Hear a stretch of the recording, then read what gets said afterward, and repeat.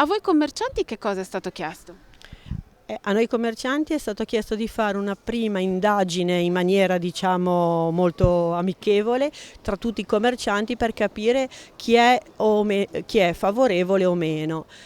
Io l'ho fatto nella mia via in qualità di responsabile anche di Via Dante e molti, anche perché Via Dante è caratterizzata da una grande presenza di ristoranti o di bar, è favorevole alla chiusura della via. Già il fatto che l'amministrazione abbia chiesto uno studio preciso fatto da esperti su un piano del traffico mi sembra già un punto fondamentale e di grande valore, perché Lavagna purtroppo non ha delle strade di scorrimento come dire, in un numero sufficiente per far defluire il traffico della città, soprattutto verso l'autostrada, perché le strade di scorrimento sono Via Dante e l'Aurelia. Via Cavour è in senso contrario, per cui chiudendo appunto Via Dante, sulla Via Aurelia si va a creare un eccesso di mezzi che la percorrono, creando rallentamenti e anche soprattutto diciamo sugli incroci le macchine che devono defluire da Lavagna in senso perpendicolare non riescono a defluire.